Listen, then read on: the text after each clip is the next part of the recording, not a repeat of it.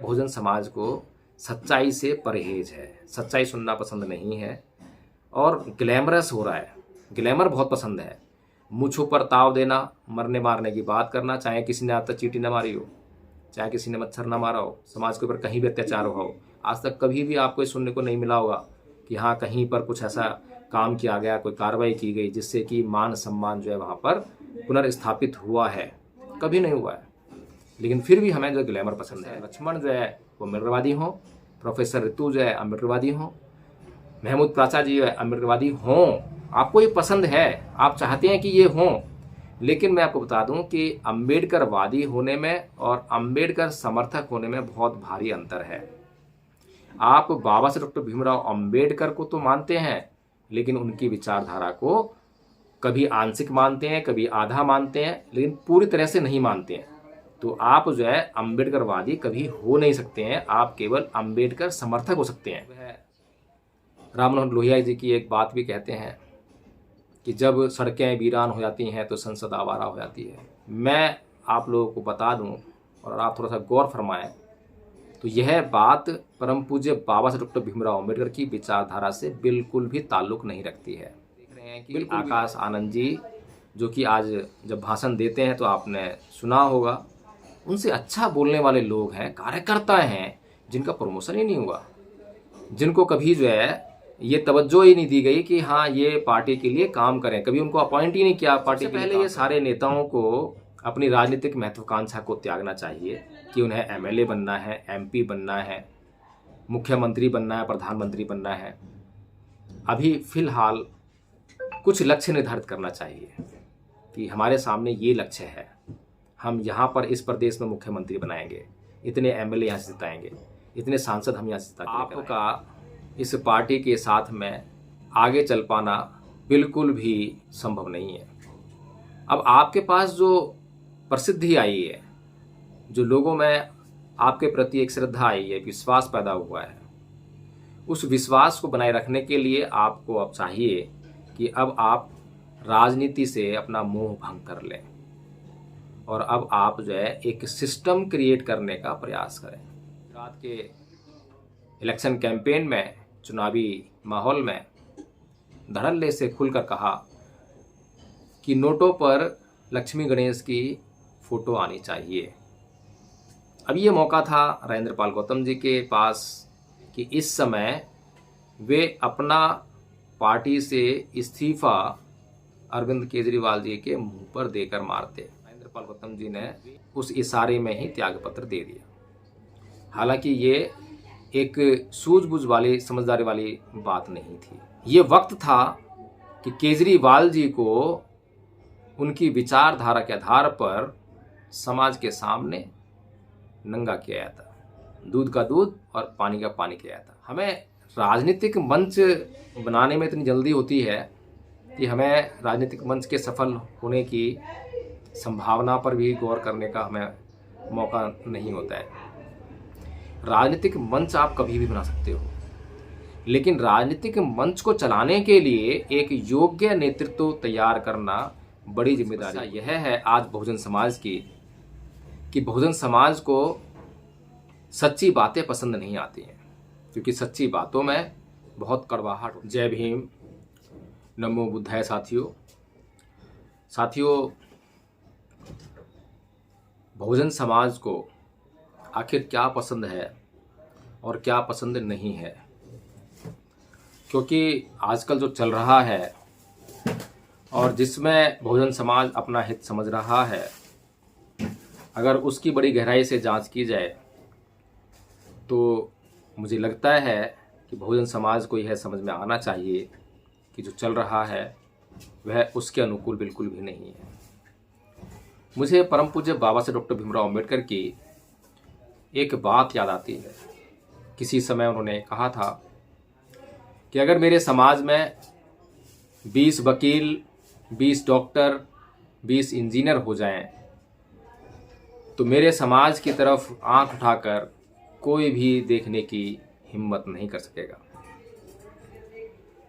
साथियों, अगर बाबा साहब डॉक्टर भीमराव अम्बेडकर उस समय यह बात कह रहे थे तो जाहिर सी बात है कि उस समय हमारे समाज में पढ़े लिखे लोगों की तादाद बहुत कम रही होगी, लेकिन अगर आज हम देखें तो 20 डॉक्टर, 20 वकील, 20 इंजीनियर नहीं, बल्कि कहूँ कि लाखों डॉक्टर, लाखों इंजीनियर और लाखों वकील आज इस समाज में पैदा हो गए हैं। उस समय बाबा साहब ने कहा था कि अगर ये लोग, इतने लोग मेरे समाज में पैदा हो गए तो कोई मेरे समाज की तरफ आंख उठाकर देखने की हिम्मत नहीं कर सकेगा। लेकिन जब आज वर्तमान में हम ये देखते हैं कि लाखों ऐसे लोगों के होने के बाद भी संविधान खतरे में है, लोकतंत्र खतरे में है, बहुजन समाज की अस्मिता खतरे में है, और लगातार जो है हम देख रहे हैं कि इस संविधान की जो मूल भावना है उसको तार तार करते हुए लगातार हिंदू राष्ट्र, हिंदू राष्ट्र, हिंदू राष्ट्र बनाने की बात आज पूरे देश में चल रही है, और एक अराजकता का माहौल आज देश में पैदा हो गया है। तो साथियों, हमें परम पूज्य बाबा साहब डॉक्टर भीमराव अंबेडकर ने हमारे हित के लिए, हमारे कल्याण के लिए, हमारी भलाई के लिए आखिर क्या कहा। उन्होंने अपना पूरा जीवन लगा दिया, अपने सारे सुख चैन को उस मिशन मूवमेंट लगा दिया, अपनी बीवी, अपने 4 बच्चे, उनका बलिदान इस मिशन मूवमेंट के लिए कर दिया। तो क्या आज हमारा यह कर्तव्य नहीं बनता है कि हम परम पूज्य बाबा साहब डॉक्टर भीमराव अंबेडकर की बातों को सच्चे अर्थों में समझकर, और जो उनकी भावना थी, जो उनकी इच्छा थी, जो उनका उद्देश्य था, उसको पूरा करने के लिए बड़ी ईमानदारी से सोचें और उस पर काम करें। आज जो बहुजन समाज में, बहुजन समाज के आंदोलन चल रहे हैं और जो उनका नेतृत्व कर रहे हैं, क्या वास्तव में वे लोग परम पूज्य बाबा साहब डॉक्टर भीमराव अंबेडकर के चरित्र पर आधारित हैं? उनके उद्देश्यों को पूरा करने के लिए ही वे कार्य कर रहे हैं? क्या इन नेताओं की परम पूज्य बाबा साहब डॉक्टर भीमराव अंबेडकर की विचारधारा से पूरी तरह सहमति है या कुछ खिचड़ी पक रही है? साथियों, सबसे बड़ी समस्या यह है आज बहुजन समाज की कि बहुजन समाज को सच्ची बातें पसंद नहीं आती हैं, क्योंकि सच्ची बातों में बहुत कड़वाहट होती है। अभी पीछे मैं प्रोफेसर ऋतु, जो कि दिल्ली विश्वविद्यालय में अपनी नौकरी के लिए जो उन्होंने आंदोलन शुरू किया है, उस आंदोलन में गया और वहाँ पर मुझे भी बोलने का मौका उन्होंने दिया। ये मेरा पहला और अंतिम मौका था, और उसके बाद ऐसा नहीं है कि मैं नहीं गया, मैं उसके बाद भी गया, लेकिन मेरे कहने के बाद भी, अन्य लोगों के कहने के बाद भी वहाँ मुझे बोलने के लिए आमंत्रित नहीं किया गया। आखिर मैंने अपने भाषण में ऐसी कौन सी बात कह दी थी जो कि लोगों को पसंद नहीं आई? और ऐसा नहीं है कि लोगों को पसंद ना आई हो, लेकिन उस आंदोलन को चलाने वाले लोगों को पसंद नहीं आई, उनके नेताओं को पसंद नहीं आई। लोगों को बहुत पसंद आई। लोगों ने उस बात को सोचा, समझा और सराहा। इसी प्रकार से अगर हम देखें तो आज अगर हम मुख्य तौर पर राजनीतिक आंदोलन की बात करें तो उसमें कौन कौन लोग जो है सक्रिय हैं, कौन आज बहुजन समाज की राजनीति का नेतृत्व कर रहे हैं, तो सबसे पहले नंबर पर बहुजन समाज पार्टी, उसकी मुखिया बहन जी। क्या ये जो पार्टी अब वर्तमान समय में जिस हालत में है, और जो इस पार्टी की मुखिया, उनकी जो नीतियां हैं, क्या वास्तव में उनकी नीतियां हमारे जो महान पुरुष हैं परम पूज्य बाबा साहब डॉक्टर भीमराव अंबेडकर, उनके बाद जिस महापुरुष ने इस पार्टी की नींव रखी, इसको अपने खून, अपने त्याग, समर्पण और बलिदान से सींचा, क्या आज वर्तमान समय में यह पार्टी और उसकी मुखिया उनके उद्देश्य, उनके विचार के अनुरूप इस पार्टी को चला रहे हैं? क्या उनकी नीतियां उनकी इच्छाओं, उनके उद्देश्यों के अनुरूप हैं? इसी प्रकार से जो दूसरा एक मंच तैयार हुआ है, युवा मंच चंद्रशेखर आज़ाद रावण का, तो उसकी भी समीक्षा करना बहुत ज़रूरी है कि क्या वास्तव में आज जो युवा बढ़ चढ़ कर चंद्रशेखर के नाम की माला जप रहा है, नीले झंडे हाथों में लेकर अब वो नीली क्रांति करने पर उतारू हो गया है, क्या वास्तव में चंद्रशेखर की जो विचारधारा है, आज जो उसकी नीतियां हैं, जिस नीति का वह संचालन कर रहा है, क्या वह हमारे महापुरुषों के अनुरूप है या उससे अलग दिशा में चल रही है? ये दो मंच जो है बहुजन समाज की जो राजनीति है उसका मुख्य रूप से नेतृत्व करते हैं। इसके अलावा हम जो है तीसरा मंच बामन मेश्राम का, बहुजन मुक्ति पार्टी उन्होंने बनाई। साथ में जो वामसेफ, जो कि मान्यवर साहेब कांसीराम जी के समय में ही उनसे अलग हो गई रजिस्ट्रेशन के मुद्दे पर, तो उसका लगातार वो नेतृत्व करते आए हैं। और मैं भी बामन मेश्राम जी के भाषणों का जबरदस्त फैन रहा हूँ। एक धड़ा बामन मेश्राम जी का, इसके अलावा एक विजय मानकर साहब हैं, उनकी भी एक अनमिटकाइड पार्टी ऑफ इंडिया है, वो भी चला रहे हैं। और इसके अलावा ये मुख्य रूप से जो है चार जो मंच हैं बहुजन राजनीति के हमें दिखाई देते हैं। अगर हम परम पूज्य बाबा साहेब डॉक्टर भीमराव अंबेडकर से शुरू करें, बहुजन राजनीति की शुरुआत करें, तो परम पूज्य बाबा साहेब डॉक्टर भीमराव अंबेडकर ने समाज का मार्गदर्शन करते हुए यह कहा था कि राजनीतिक सत्ता हमारी सभी समस्याओं की चाबी है। The political power is the master key by which we can emancipate all our problems. तो हम अपनी सारी समस्याओं को इस चाबी के द्वारा सुलझा सकते हैं। यह ऐसी चाबी है जिससे कि हमारी समस्या रूपी सभी ताले खोले जा सकते हैं। ये परम पूज्य बाबा साहेब डॉक्टर भीमराव अम्बेडकर ने कहा। और इस कथन में मैं ये समझता हूँ कि जरा सी भी कहीं भी कोई त्रुटि नहीं है, जरा सी भी गलती नहीं है। बड़ी भारी सच्चाई से भरपूर कथन है ये।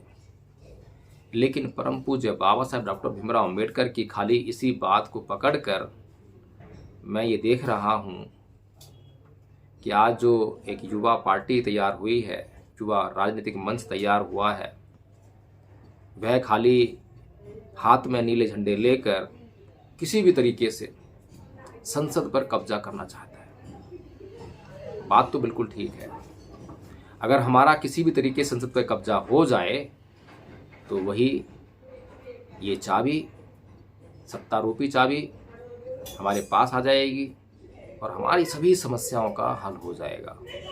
बात बिल्कुल ठीक है। लेकिन परम पूज्य बाबा साहेब डॉक्टर भीमराव अम्बेडकर ने इस चाबी को प्राप्त करने के लिए एक बात और कही थी, जिसकी तरफ ये जो विशेष तौर पे ये जो युवा मंच है, क्योंकि मैं अगर बहुजन समाज पार्टी की बात करूं तो उसकी शुरुआत जिस महान पुरुष ने की, मान्यवर साहेब कांसीराम जी, उन्होंने परम पूज्य बाबा साहेब डॉक्टर भीमराव अम्बेडकर की खाली एक ही बात को नहीं पकड़ा, बल्कि उसके बाद जो बाबा साहेब डॉक्टर भीमराव अम्बेडकर ने बड़ी गंभीरता के साथ कहा, उसको सबसे पहले समझा। बाबा साहेब डॉक्टर भीमराव अम्बेडकर ने राजनीतिक सत्ता रूपी इस चाबी को हासिल करने के लिए कहा था कि जिन राजनीतिक दलों की गैर राजनीतिक जड़ें मजबूत नहीं होती, उनकी राजनीति स्थायी नहीं होती। अतः बाबा साहब डॉक्टर भीमराव अम्बेडकर ने साफ साफ यह बात कही, मार्गदर्शन किया कि ए बहुजन समाज के लोगों, अगर आपको इस चाबी को प्राप्त करना है, अपनी सभी समस्याओं का हल करना है, सत्ता के केंद्र में आके बैठना है, संसद पर कब्जा करना है, तो निसंदेह आपको जो है अपनी गैर राजनीतिक जड़ें मजबूत करनी पड़ेंगी। तो इस बात को जो है मान्यवर साहब कांशीराम जी ने अच्छी तरह समझा और उस सत्ता की जो चाबी रूपी जो सत्ता है उसको प्राप्त करने के लिए सबसे पहले अपनी गैर राजनीतिक जड़ें तैयार की। सबसे पहले जो है DS4 बनाया, वामसेफ बनाया और इनके माध्यम से ये दो ऐसे संगठन तैयार किए जिनके माध्यम से जन आंदोलन तैयार किया। बहुजन समाज के भीतर जा जाकर उनको कैडर दे देकर उनको एक विचारधारा पर आने के लिए तैयार किया। हालांकि वे इस आंदोलन को और थोड़ा लंबा चलाना चाहते थे, लेकिन राजनीतिक जो लोग होते हैं, राजनीतिक पृष्ठभूमि से जो लोग आते हैं, जिनको MLA बनना है, MP बनना है, उनके भीतर जो है बड़ी चंचलता होती है, बड़ा विचलन होता है। तो वे बहुत जल्दी चाहते हैं कि फटाफट से MLA बन जाएं, बस उसके बाद जो है हम सब कुछ कर लें। तो इसी प्रकार से जो है मान्यवर साहब कांशीराम जी के ऊपर भी दबाव बनाया गया और उन्हें भी जो है फिर उस दबाव में आकर, क्योंकि जब साथी जो सामाजिक आंदोलन चला रहे हैं वो साथी ही जब एक राय बना लें, एक मत हो जाएं, तो ऐसा कदम उठाना ही पड़ता है। तो उन्होंने जो है बहुजन समाज पार्टी का गठन कर लिया, लेकिन उसके पीछे बहुत बड़ा आधार था। दो सामाजिक आंदोलन चल रहे थे जिनका नेतृत्व DS4 और वामसेफ कर रहे थे। साथियों, वो जो आंदोलन उस समय चले उसके कारण आज जो बहुजन समाज पार्टी है वो उसकी मुखिया उत्तर प्रदेश में 4 बार मुख्यमंत्री बनी और जब 4 बार मुख्यमंत्री बनी तो इस बहुजन समाज ने पहली बार सत्ता का सुख भोगा। सत्ता में कितनी शक्ति होती है उसकी पहचान इन्हें हुई और उसके बाद से जो लोग राजनीति में पहुंचे थे, जिनके कंधों पर आगे सामाजिक आंदोलन को और तेज गति से बड़ी गंभीरता से चलाने का भार था, वे कहीं बिखर गए, टूट गए या कहीं गुमराह हो गए, भोग विलास में पड़ गए, सत्ता का सुख भोगने में लग गए। सभी नहीं लगे, बहुत से लोगों ने, क्योंकि बहुत से लोग जो हैं बहुत ही गरीबी के पृष्ठभूमि से आए थे, उनकी पृष्ठभूमि में बहुत गरीबी थी, बहुत संघर्ष था, तो उन्होंने जो है आगे काम किया। इस प्रकार से अगर हम देखें तो परम पूज्य बाबा साहब डॉक्टर भीमराव अम्बेडकर की बात को पूरी तरह से मानते हुए मान्यवर साहब कांशीराम ने जब काम किया तो सत्ता का सुख भोगने को मिला, क्योंकि एकमात्र यही रास्ता है। हमारे पास जो है बहुजन समाज के पास कोई जादू छड़ी नहीं है, कोई जादू झप्पी नहीं है। आम मुद्दों पर दूसरे लोग, आम नेता जो है हमारा वोट ले आते हैं, जैसे कि दिल्ली में आपने देखा, पंजाब में आपने देखा, एक आम आदमी पार्टी नाम की जो नई पार्टी बनी और पहली बार में ही दिल्ली पर कब्जा कर लिया और उस पर कब्जा कराने में सबसे बड़ा महत्वपूर्ण योगदान हमारे अपने बहुजन समाज के लोगों के ही वोट का है। तो आम मुद्दों पर हमारे समाज का वोट जा सकता है, लेकिन आम मुद्दों पर हमारे नेता अपने ही समाज का वोट वापस लेकर नहीं आ सकते। ये एक राजनीतिक चुनौती है हमारे समाज के लिए, हमारे सामाजिक आंदोलनों के लिए। तो बहुजन समाज पार्टी की राजनीति का आधार ये था। और उसके बाद अगर हम देखें जो युवा राजनीतिक पार्टी बनी है चंद्रशेखर आजाद के नेतृत्व में, उसकी राजनीति का अगर आधार देखें तो मुझे बड़ी चिंता होने लगती है कि उसकी राजनीति का जो आधार है वह केवल और केवल मान्यवर साहब कांशीराम जी के द्वारा तैयार किए गए 2 आंदोलन DS4 और वामसेफ, उनके द्वारा जो कमाई गई पूंजी है वही उसका आधार है। इस युवा नेता ने परम पूज्य बाबा साहेब डॉक्टर भीमराव अम्बेडकर की बात को बड़ी गंभीरता से नहीं समझा। और अभी तो इस युवा नेता के पास बहुत समय था, लगभग कम से कम 10 साल का समय था। और जितना क्रेज युवाओं का इस युवा नेता के पीछे है, अगर ये सही दिशा में इन युवाओं का मार्गदर्शन करे तो वास्तव में परम पूज्य बाबा साहेब डॉक्टर भीमराव अम्बेडकर की जो तैयार की गई जो पृष्ठभूमि थी उस पर खड़े होकर एक बहुत सुंदर, बहुत खूबसूरत आंदोलन तैयार हो सकता है। 10 साल अगर यह बहुजन युवा ईमानदारी से अपने महान पुरुषों के आदर्शों को सजगता से देखते हुए उस पर चलते हुए अगर काम करता तो 2 बातें होती, बहुत बढ़िया बातें होती। एक तो हो सकता है कि बहन जी का समय भी पूरा हो जाता। दूसरा, बहन जी के बाद अगर कोई नेतृत्व पैदा होता तो बहुजन समाज पार्टी के द्वारा की गई कमाई और उस नेतृत्व के द्वारा की गई कमाई दोनों इकट्ठी हो जाती, दोनों बंटते नहीं। और बंटने में किसका भला है ये हम अच्छी तरह जानते हैं। बामन मेश्राम जी ने, मैं तारीफ करना चाहूँगा उनकी, जो है बेशक दूरदृष्टि उनके पास मुझे दिखाई नहीं दी, दूरदृष्टा मैं उन्हें नहीं मान सकता, लेकिन उन्होंने जो है परम पूज्य बाबा साहेब डॉक्टर भीमराव अम्बेडकर की बात को ही सही माना और मान्यवर साहब कांसीराम जी की तरह समाज में लगातार आंदोलन करते रहे, अब भी आंदोलन करते हैं। और उन्होंने जो है एक ऐसा सिस्टम बनाने का काम किया जो आरएसएस को कड़ी टक्कर देता है। वास्तव में उनका संगठन जो है हमें दिखाई देता है ज़मीन पर, गांव-गांव, देहात-देहात, शहर-शहर, कस्बे-कस्बे, हमें जो है बाम सेव का संगठन देखने को मिल जाता है। इस बात के लिए बामन मेश्राम जी साधुवाद के पात्र हैं, लेकिन उनकी भी वही समस्या, बहुजन मुक्ति पार्टी, राजनीतिक मंच।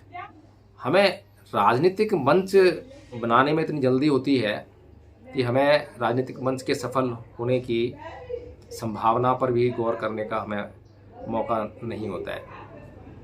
राजनीतिक मंच आप कभी भी बना सकते हो, लेकिन राजनीतिक मंच को चलाने के लिए एक योग्य नेतृत्व तैयार करना बड़ी जिम्मेदारी होती है। आज अगर हम देखें तो हमें कहीं पर भी किसी भी नेता में ये योग्यता नज़र नहीं आती है। इसी प्रकार से राजेंद्र पाल गौतम जी, जो बहुजन समाज के मिशन मूवमेंट की अच्छी समझ रखते हैं, जब आम आदमी पार्टी के माध्यम से उनको जो है दिल्ली विधानसभा में मंत्री पद भी मिला दिल्ली सरकार में, और जब उन्होंने 22 प्रतिज्ञाएं ली तो उसके बाद केजरीवाल जी ने इशारा ही किया कि त्याग पत्र दे दो, और राजेंद्र पाल गौतम जी ने उस इशारे में ही त्याग पत्र दे दिया। हालांकि ये एक सूझबूझ वाली, समझदारी वाली बात नहीं थी। ये वक्त था कि केजरीवाल जी को उनकी विचारधारा के आधार पर समाज के सामने नंगा किया जाता, दूध का दूध और पानी का पानी किया जाता।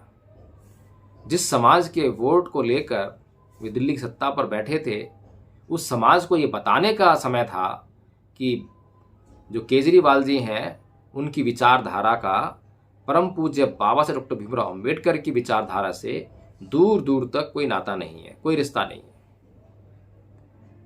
लेकिन वही कि कहीं ना कहीं हमारे नेता अपने निजी स्वार्थों में या कहीं ना कहीं किसी निजी मजबूरी में फंसा हुआ अपने आप को पाते हैं, और केजरीवाल जी के संकेत पर ही केजरीवाल जी ने राजेंद्र पाल गौतम जी को कोई नोटिस जारी नहीं किया। कोई कारण बताओ नोटिस सबसे पहले जारी करना चाहिए, ऐसी परंपरा हर जगह पर है। जब भी आपके संगठन में कोई भी व्यक्ति आपके संगठन के उद्देश्य के विपरीत कार्य करता है तो उसको जो है कारण बताओ नोटिस जो है जारी किया जाता है, ये परंपरा है। लेकिन इस परंपरा का निर्वहन ना तो किया गया और ना ही करवाया गया, और राजेंद्र पाल गौतम जी ने वह त्याग पत्र जो है अरविंद केजरीवाल जी को सौंप दिया। अरविंद केजरीवाल जी के लिए बड़ी सुविधा हो गई, बड़ी आसानी हो गई और उसके बाद सीधे गुजरात के इलेक्शन कैंपेन में, चुनावी माहौल में धड़ल्ले से खुलकर कहा कि नोटों पर लक्ष्मी गणेश की फ़ोटो आनी चाहिए। अब ये मौका था राजेंद्र पाल गौतम जी के पास कि इस समय वे अपना पार्टी से इस्तीफा अरविंद केजरीवाल जी के मुंह पर देकर मारते कि वे परम पूज्य बाबा साहब डॉक्टर भीमराव अम्बेडकर की फ़ोटो लगाने का काम तो कर रहे हैं, लेकिन उनके विचारों के विपरीत काम कर रहे हैं। ये वाला मौका भी उन्होंने छोड़ दिया। लेकिन बहुजन समाज के लोग जो हैं बहुत बड़े बड़े मंच लगा रहे हैं, बहुत जगह उनको बुला रहे हैं, उनका भाषण करवा रहे हैं। मैंने भी एक बार चर्चा की, बल्कि एक बार नहीं कई बार चर्चा की। राजेंद्र पाल गौतम जी से मैंने निवेदन किया, मैंने कहा कि मंत्री जी, अब आपका इस पार्टी के साथ में आगे चल पाना बिल्कुल भी संभव नहीं है। अब आपके पास जो प्रसिद्धि आई है, जो लोगों में आपके प्रति एक श्रद्धा आई है, विश्वास पैदा हुआ है, उस विश्वास को बनाए रखने के लिए आपको अब चाहिए कि अब आप राजनीति से अपना मोह भंग कर लें और अब आप जो है एक सिस्टम क्रिएट करने का प्रयास करें। उन्होंने मुझे बताया कि उनकी जो है बिहार के जो शिक्षा मंत्री हैं चंद्रशेखर जी, उनसे भी बातचीत हो रखी है और केरल से भी कोई मंत्री जी हैं, उनसे बातचीत है और भी कुछ लोग हैं। उन्होंने कहा कि मैं अभी शायद कभी नागपुर में थे, कभी मध्य प्रदेश में थे। जब बात हुई तब उन्होंने बताया कि मैं अभी यहाँ पर हूँ और 2-3 दिन में मैं वापस आता हूँ, फिर आपसे चर्चा करता हूँ, बैठकर जो हम कुछ करते हैं।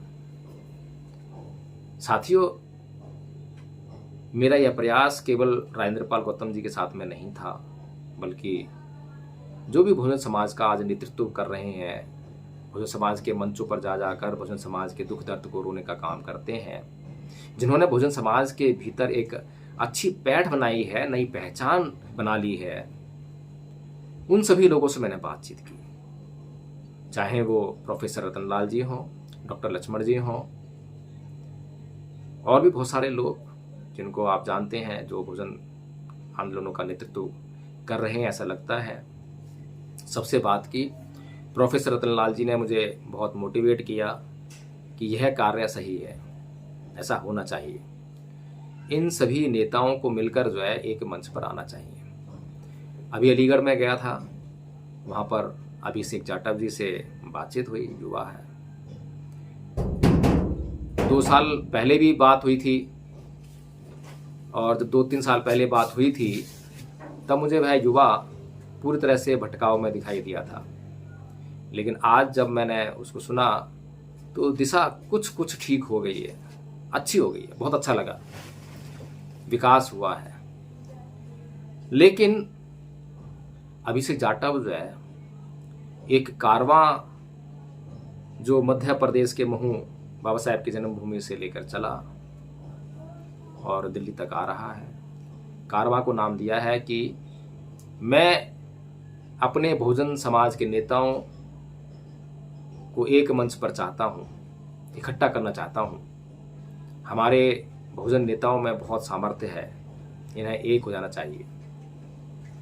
अब ये एक आदर्श बात है कि एक हो जाना चाहिए, और उद्देश्य क्या है? राजनीति करना। लेकिन साथियों, मैं इस बात से बिल्कुल सहमत नहीं हूं। राजनीति करने के लिए जब भी आप किसी को इकट्ठा करना चाहेंगे तो कभी एक हो ही नहीं सकते हैं। कुछ समय के लिए एक एडजस्टमेंट हो सकती है, लेकिन आपका संघ तैयार नहीं हो सकता। आज हमें इन सभी नेताओं के एक संघ की आवश्यकता है। ये सभी नेता जो है जब मंचों पर जाते हैं तो बहुत बड़ी लंबी आपके सामने बातें कहते हैं और आपको लगता है कि ये आदमी जो है, ये नेता कितना त्याग कर रहा है समाज के लिए, कितना काम कर रहा है, कितना संघर्ष कर रहा है। तो बस उसी काम, उसी त्याग उसी संघर्ष की आज ज़रूरत है। सबसे पहला त्याग इस बात का कि ये सारे नेता जो हैं इकट्ठे होकर एक संघ तैयार करें, और संघ की पृष्ठभूमि हमारे पास पहले से ही मौजूद है, कुछ नई बात नहीं है। साख्य संघ से हम जो उदाहरण ले सकते हैं, बुद्ध के भिक्षु संघ को हम उदाहरण मान सकते हैं। हमें कहीं किसी दूसरे के पास जाने की जरूरत नहीं है। इससे बेहतर संगठन संघ जो है कहीं पर मिल ही नहीं सकता है। और ये सारे जो नेता हैं इकट्ठे होकर जब ये संघ बनाएं तो संघ में जो है नियम बनाएं, नियमों में ये तय करें कि क्या करना है और क्या नहीं करना है। फैसला किसी एक आदमी का ना हो, कोई एक आदमी उसका मुखिया ना हो, संघ हो, और संघ में अध्यक्षता जो है कभी कोई करे कभी कोई करे। खैर, ये मेरी सोच है, विचार है। मैं मोटी मोटी बात बता रहा हूँ कि हमारे बहुजन नेताओं को क्या करना चाहिए और वो क्या कर रहे हैं। सबसे पहले ये सारे नेताओं को अपनी राजनीतिक महत्वाकांक्षा को त्यागना चाहिए कि उन्हें एमएलए बनना है, एमपी बनना है, मुख्यमंत्री बनना है, प्रधानमंत्री बनना है। अभी फिलहाल कुछ लक्ष्य निर्धारित करना चाहिए कि हमारे सामने ये लक्ष्य है, हम यहाँ पर इस प्रदेश में मुख्यमंत्री बनाएंगे, इतने एमएलए यहाँ से जिताएंगे, इतने सांसद हम यहाँ से जिता के लेकर आएंगे। ये जो लक्ष्य हम बनाएंगे, इन लक्ष्यों को अगर हम पूरा करने के लिए काम करेंगे, ज़मीन पर उतरेंगे, और ये सारे नेताओं को जब शेड्यूल मिलेगा, इतने सारे नेता हैं, ये तो मैंने 2-4 नाम गिनाए हैं, मैं अच्छी तरह से जानता हूँ और मानता हूँ कम से कम 1000 नेता आपको इस देश में बहुजन समाज का अच्छा नेतृत्व करने वाले आराम से मिल जाएंगे।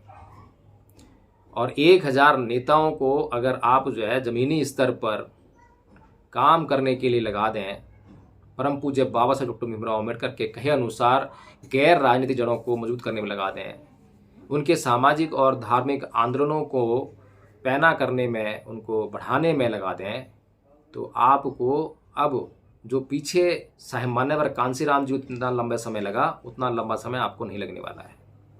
सिर्फ एक चुनाव, 5 साल का समय, मैं ये समझता हूँ कि काफ़ी है। और 5 साल में जो है राजनीति के लिए बहुत अच्छी पृष्ठभूमि तैयार हो सकती है।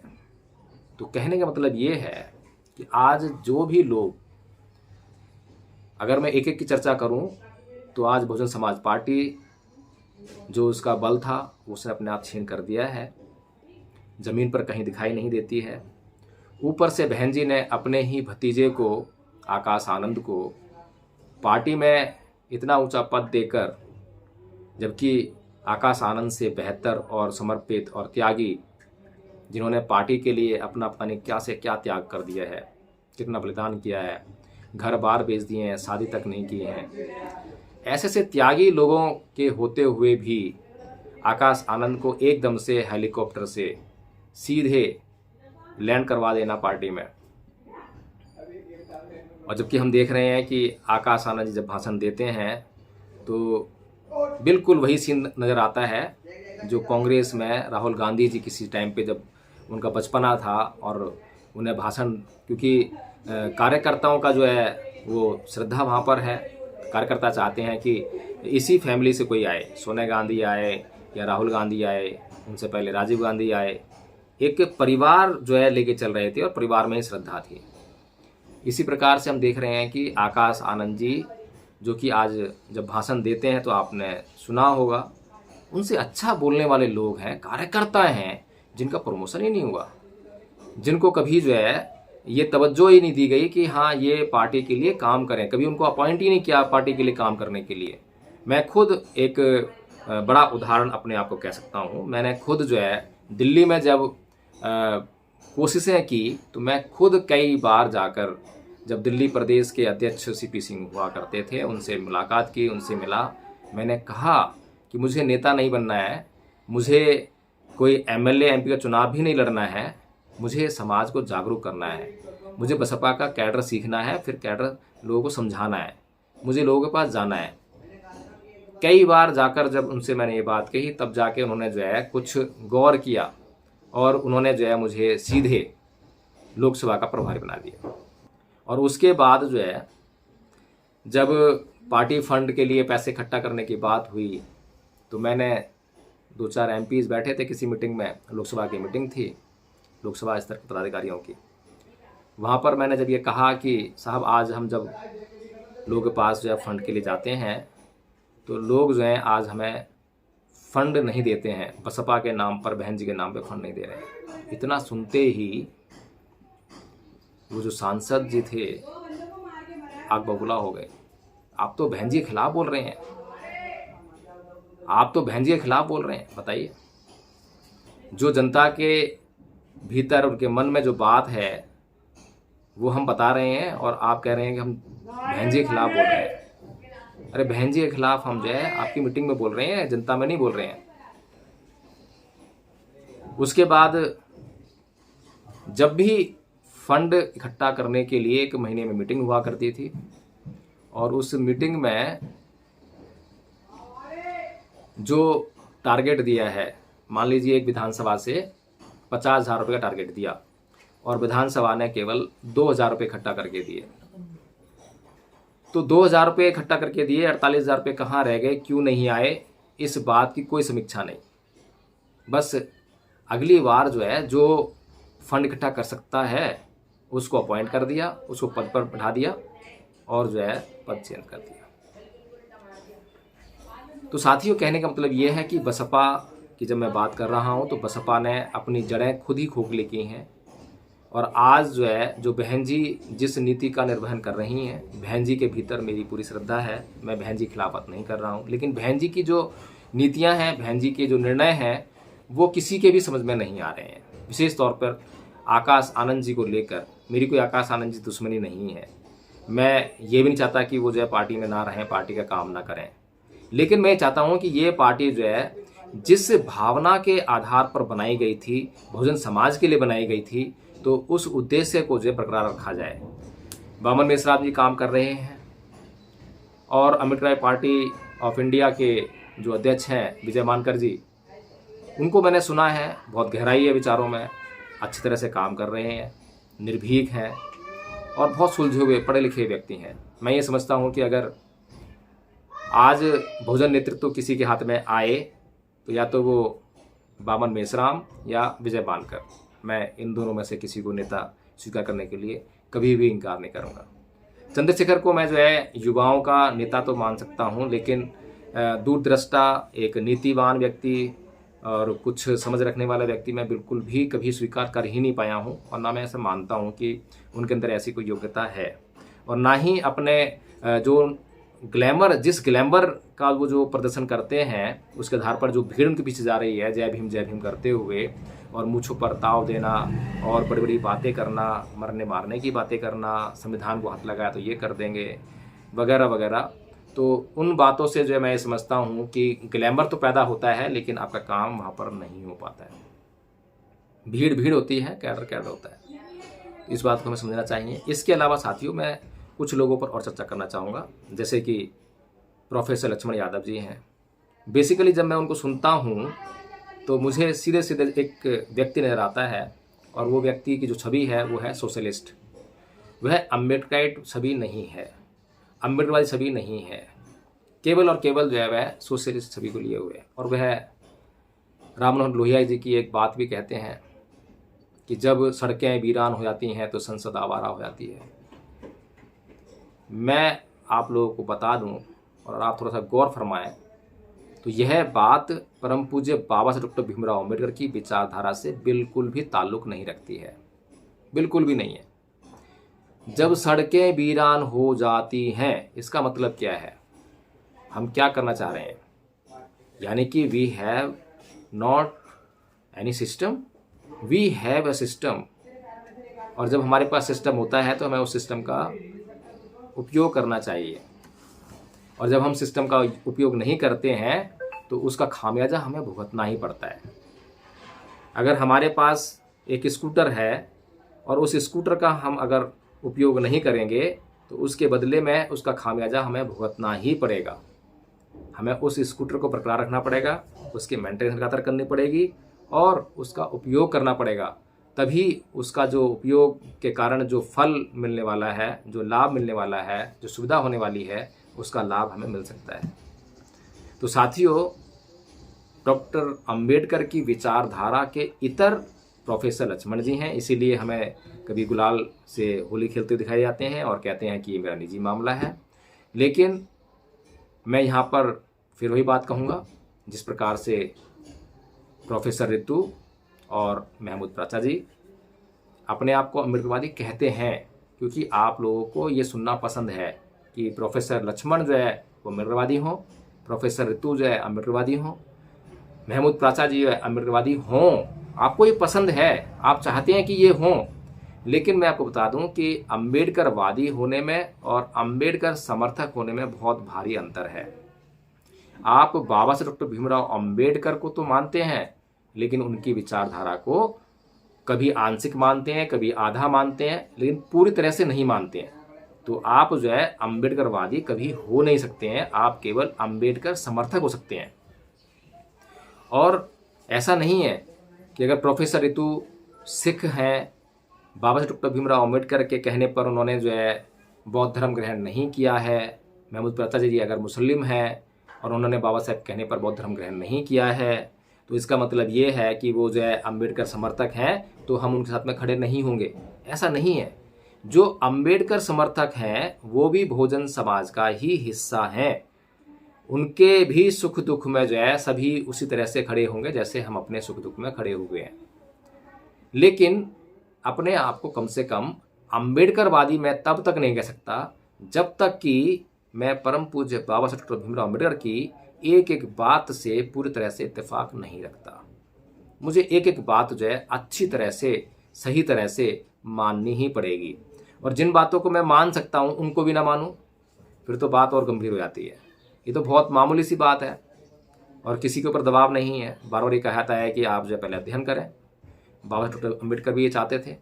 तो साथियों, कुल मिलाकर कहने का मतलब यही है, वीडियो बहुत लंबा हो गया है, बातें और भी बहुत सारी हैं, और भी बातें आगे कहेंगे, लेकिन कुल मिलाकर जो है बहुजन समाज को सच्चाई से परहेज है। सच्चाई सुनना पसंद नहीं है और ग्लैमरस हो रहा है, ग्लैमर बहुत पसंद है।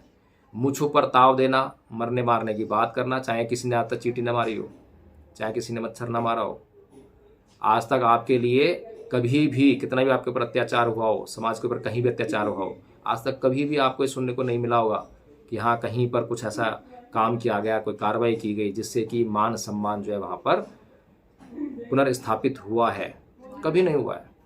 लेकिन फिर भी हमें जो ग्लैमर पसंद है, तो मैं चाहूँगा कि आप बातों को थोड़ी गंभीरता से समझें। हो सकता है कि मुझे बहुत समय लगे, टाइम लग सकता है, लेकिन मैं लगातार आप लोगों के लिए बातें जो है कहता रहूँगा। और मैं ये भी चाहूँगा कि मेरी बातों की भी समीक्षा हो, मुझे बताया जाए कि मैं कहाँ गलत हूँ। तो साथियों, इसी के साथ मैं अपने आपसे विदा लूँगा। जय भीम, नमो बुद्धाय।